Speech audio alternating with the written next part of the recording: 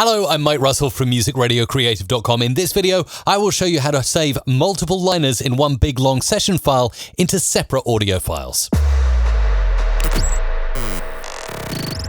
Okay, here we are with another tutorial. I do these weekly, so don't miss anything. If you enjoy this video, hit the like button. Remember to subscribe to never miss a video.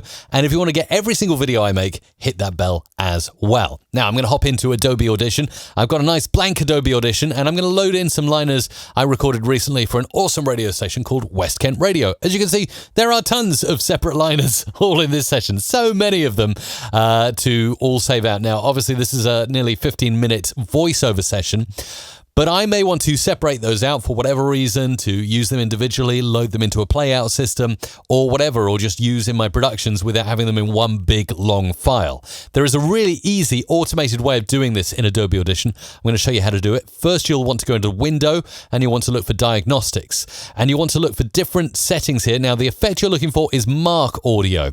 Okay, I'm going to switch off settings for the moment, and I'm going to select the preset as Mark the Speech. Okay, Mark the Speech. Okay, this is telling it to mark all the speech in your session.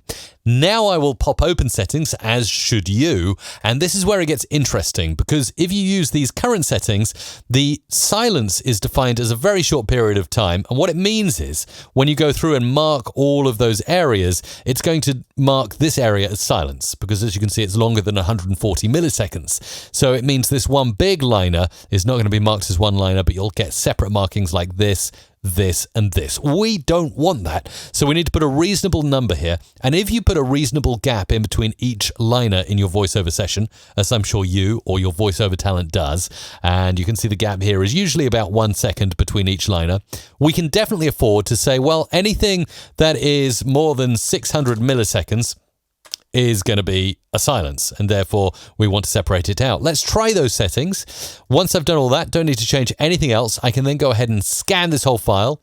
It's going to tell me how many voiceovers are in this session, about 188 different voiceovers and jingles there. And then I simply click Mark All. Simple as that. And look at that. Markers everywhere now in the session. And as you'll see when I zoom in, there's a marker at the start of my liner, marker at the end of my liner, start and end, start and end. This is absolutely beautiful. If we feel like those liners are just tight inside the markers, a bit too tight, again, you can change this a little bit more. You can say define audio as signal above minus 35 dB, and you can change it to for more than 50 milliseconds or more than 0 milliseconds, or whatever you want to get the perfect mark. But as you can see now, I've marked out all my liners in this session. Now I want to save them out separately, and I can do this easily in File, Export, Audio within range markers, and then you've got this dialog box here. Now, obviously, before I go into this and do this final step, I wanted to show you all the markers are called marker 06, marker 07, marker 08. Not very original. You want to change all this, you can actually go into the markers dialog box here and make some changes, so you can actually go ahead and you can go into this. If you want to rename, you just click twice there, and then you just say, I mean, this could be liner 1 or whatever. Got the caps lock on. Let's switch the cap lock off. Travel news, I don't know. We can have this one as weather or whatever. And when you double click as well, it will actually highlight the audio that you're essentially marking or naming.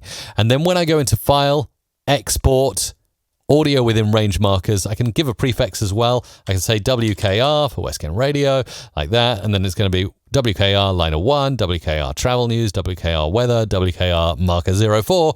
And then I choose a location. Let's put it in my downloads folder, save them all as WAV if I want. I can choose here to convert. Maybe I want them to be all MP3. Let's make it the highest bit rate, of course, that we can. Click OK, click Export. It's going to go through, and it is basically going to find all your markers and export them all out. And as it's doing so, I can actually go ahead and bring my downloads folder into view so you can see exactly what's happened. It's already done now, and you'll see here that all these West Kent Radio liners have been separated out, even with the custom names I gave the markers there. So it's all really easy to do. Just remember, you go into Window, Diagnostics, and then you want to look for Mark Audio as your effect. That is how you get started. So again, remember to subscribe for more videos just like this. And if you want to take my full audio production course, go ahead right now to mrc.fm/learn. There's the opportunity to enroll right now, mrc.fm/learn. And leave any comments down below if you need some help with this particular process.